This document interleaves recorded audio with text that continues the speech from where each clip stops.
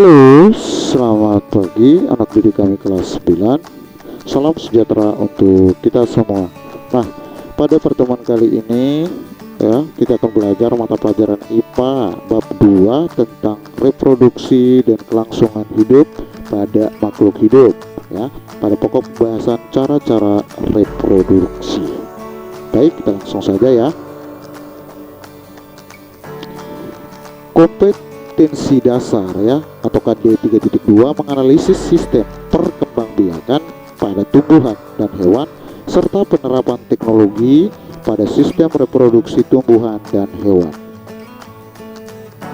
KD 4.2 menyajikan karya hasil perkembangbiakan pada tumbuhan.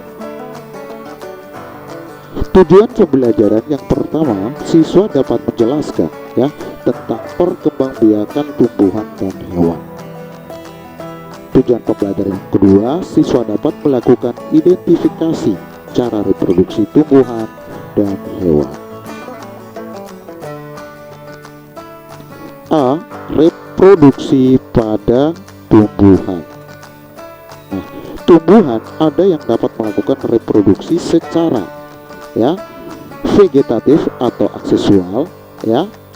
Cara reproduksi ini hanya melibatkan satu induk ya dan menghasilkan keturunan yang secara genetik atau identik dengan induknya ya. Sedangkan secara generatif atau seksual ya, cara reproduksi ini melibatkan dua induk ya, jantan dan betina tentunya ya, dan menghasilkan keturunan yang secara genetik dapat sama atau beda dengan induknya ya. Jadi reproduksi ya secara vegetatif dan secara generatif itu caranya berbeda ya. Yang vegetatif itu melibatkan satu induk ya, sedangkan generatif melibatkan dua induk ya, seperti itu. Lanjut. 1. Reproduksi vegetatif pada tumbuhan. Nah, reproduksi vegetatif dapat melalui rizoma ya. Rizoma itu merupakan batang yang tumbuh di dalam tanah ya. Contohnya seperti pada kunyit ya, atau pada halia ya, atau pada jahe ya. Itu merupakan rizoma. Lanjut. B. Umbi lapis ya, yang merupakan batang yang tertutup lapis daun yang berdaging ya. Contohnya seperti bawang merah ya, bawang putih ya. Nah, di sini ada bagian-bagian pada bawang merah ya, ada sisik-sisiknya, ada kuncupnya di sini ya. Terus ada subang atau cakramnya, terus ada akar serabut. Ini ada akar serabut ya. Lanjut.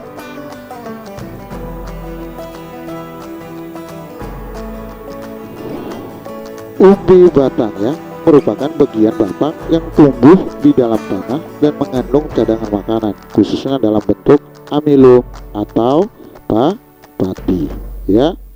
Nah, contohnya seperti kentang ya, dari ubi ya, kentang maupun ubi jalar ya, merupakan contoh tumbuhan yang berkembang biak dengan umbi batang ya. Di sini Pak Anton hanya ngambil contoh pada kentang ya, itu adalah perkembangbiakan dengan menggunakan umbi batang. Lanjut. D. Umbi akar ya, merupakan akar yang digunakan untuk menyimpan cadangan makanan ya. Misalkan di sini kita ambil contoh pada bawang putih ya, maupun bawang merah ya. Ada epidermis, ada korteks, ada stilenya di sini ya. Itu merupakan umbi akar ya. Kita lanjut. Tunas adventif ya, merupakan tunas yang tumbuh tidak pada ujung batang dan ketiak daun ya. Contoh di sini adalah apa namanya, tumbuhan cocor bebek ya. Berikut adalah stolon atau geragi, merupakan batang yang tumbuh menjalar di atas tanah ya.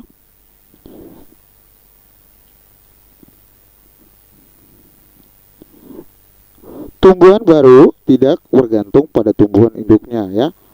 Apabila stolon dipotong ya, maka tumbuhan baru dapat terus tumbuh ya. Contoh lain seperti arebi, stroberi, begaan, dan rumput teki ya, berkembang biak dengan stolon. Nah, di sini Pak Antonanya ambil contoh pada stroberi. Nah, kita lanjut. Reproduksi tumbuhan generatif pada tumbuhan berbiji ya, pada tumbuhan berbiji. Nah, contoh di sini kita mengambil bunga ya. Di sini ada kepala sari, ada tangkai sarinya ya, ada kelopaknya, ada bakal biji di sini ya, ada dasar bunga, ada bakal buah, mahkota, tangkai putik, kepala putik ya di sini ya. Nah, kita tahu bahwa reproduksi generatif atau seksual ya pada tumbuhan ya tingkat tinggi, contohnya seperti terjadi pada tumbuhan berbiji ya tertutup atau angiospermae ya.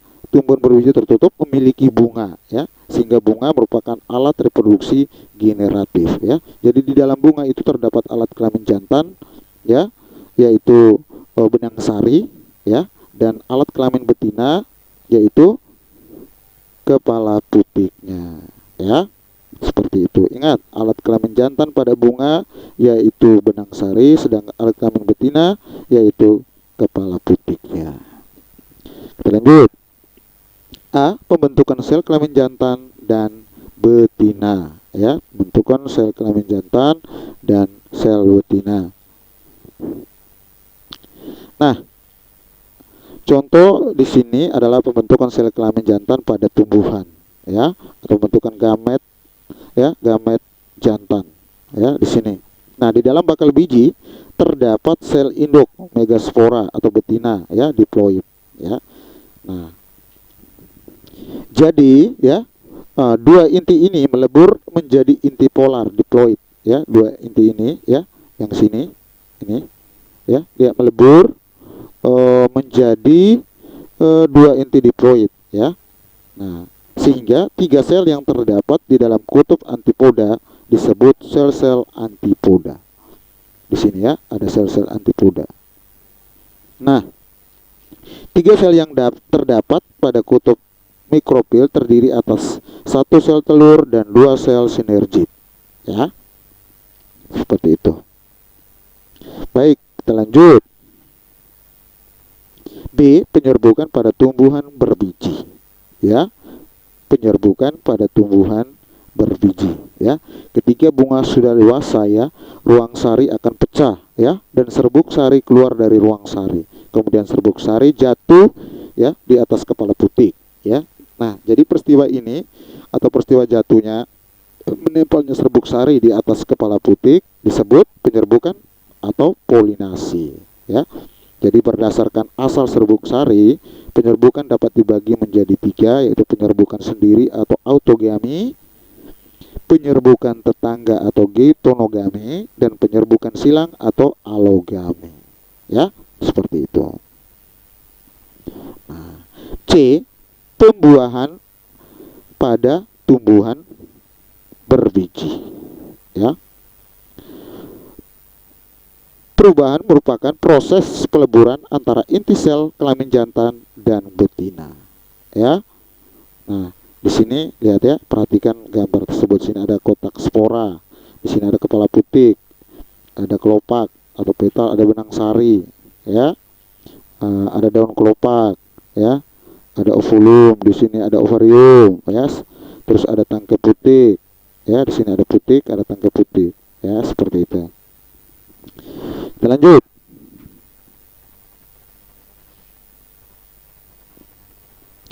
D. Perkembangan biji ya, atau struktur biji. Nah, di sini ya ada yang biji dikotil dan monokotil. Nah, contoh seperti kacang adalah tumbuhan dikotil ya. Ada bagian-bagian, ada kulit biji, ada plumula, ada radikulanya, ada kotiledon, ada poros embrio. Baik, kita lanjut ya. D. satu struktur biji ya. Jadi jika kita membuka biji kacang ya, nah kacang ini adalah struktur biji dikotil ya.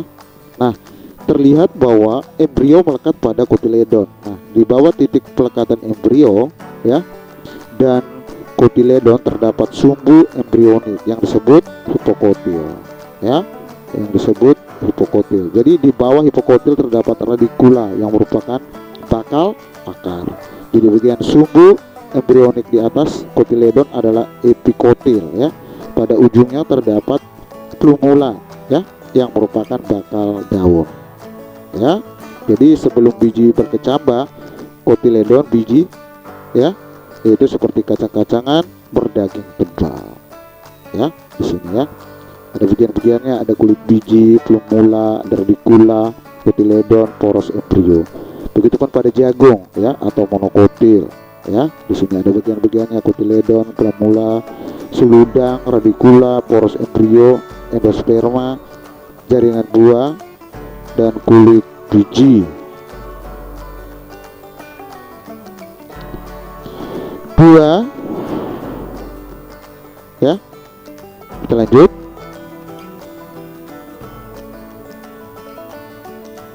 Tiga, metagnosis ya, metagnosis. Nah, metagnosis pada tumbuhan lumut ya.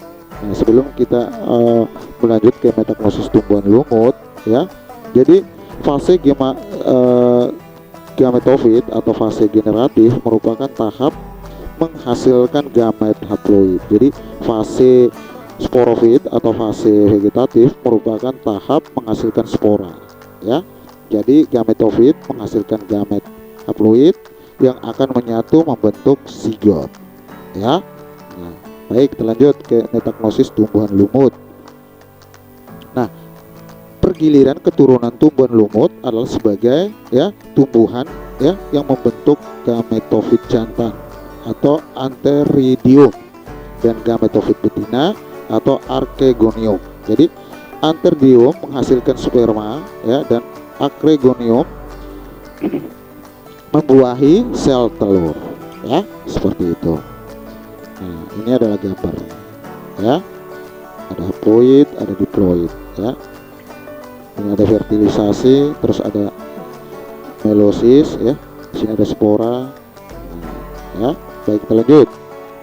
B, metagnosis tumbuhan paku ya.